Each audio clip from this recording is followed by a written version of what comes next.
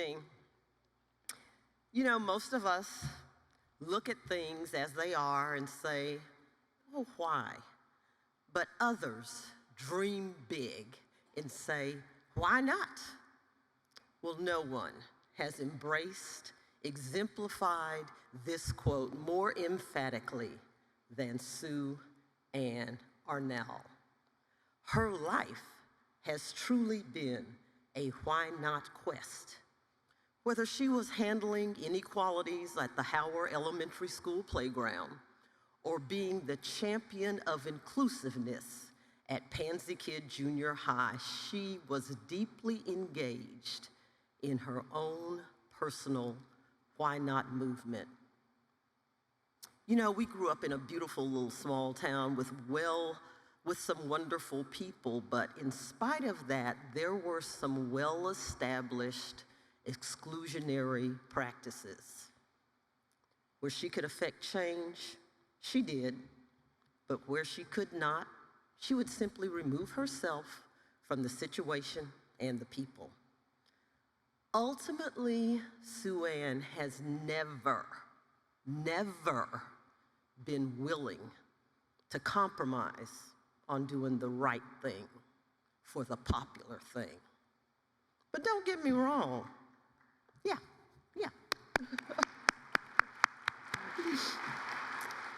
But don't get me wrong. Her why not quest wasn't always about social justice. Sometimes it was just about she and I not being ordinary and always about us living our best lives. For example, go back to the woods. Your team ain't got no spirit and your coach is no good. No, that wasn't quite the cheer that we were sent to OU cheerleading camp to learn, but yeah, we kind of stole it from a HBCU homecoming, but why not? She was the one that had so much empathy that she faithfully went to her grandmother's house for lunch every day instead of eating with me and the rest of our friends. She was the one that assembled this unique group of friends that included a gay white male, a Native American, and myself. Not too much now, but we're talking mid-70s. And you know, the unique thing is, none of us were trying to make a statement. We were just living our lives, laughing, and sometimes crying together. Well, guess what? Those why nots added up, and they soon became the wait until's. And then those wait until's took shape, and they form the enactable possibilities for the Arnall Family Foundation. Oklahomans, we are extraordinarily blessed to have this brilliant, beautiful, revolutionary for justice in our state.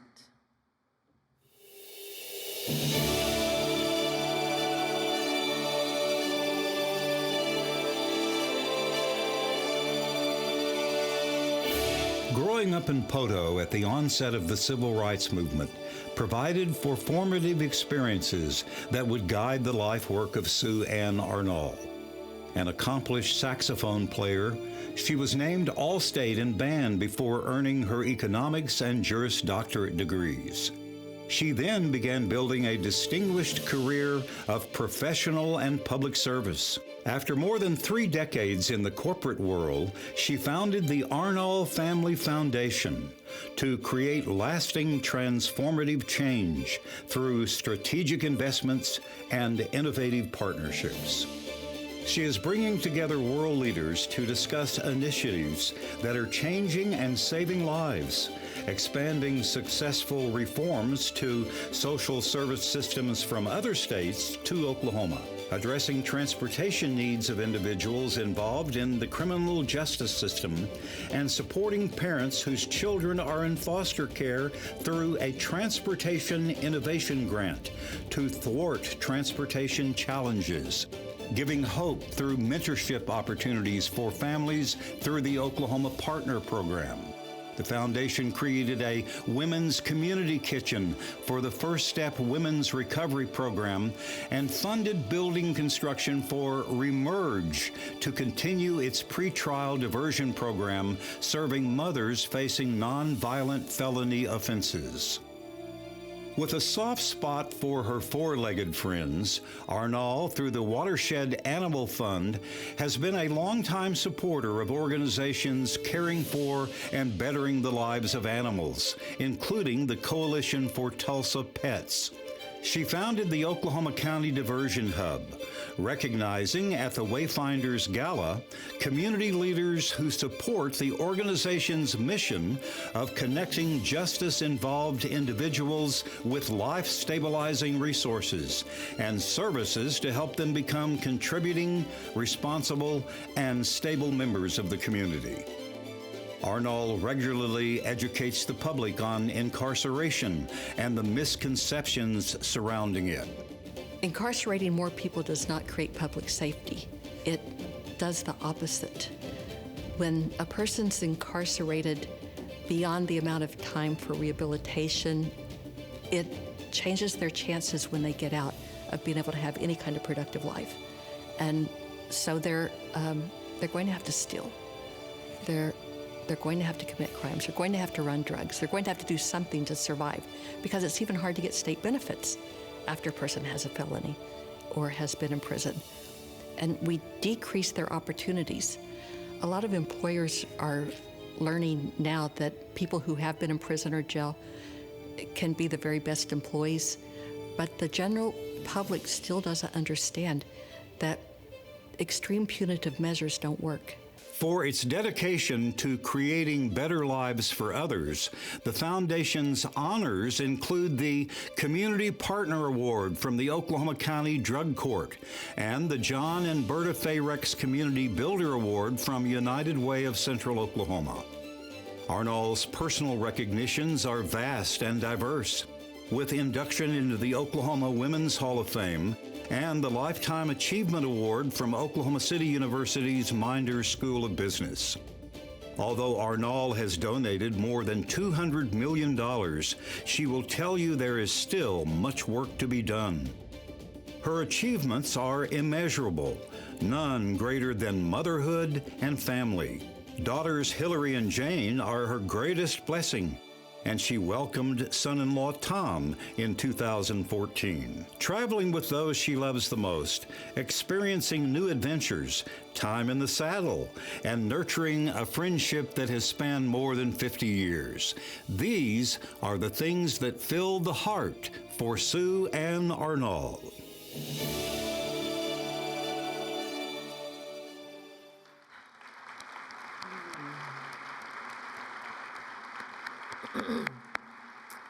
I am extremely grateful to present my first friend, but my forever sister, our honoree, Sue Ann Arnall.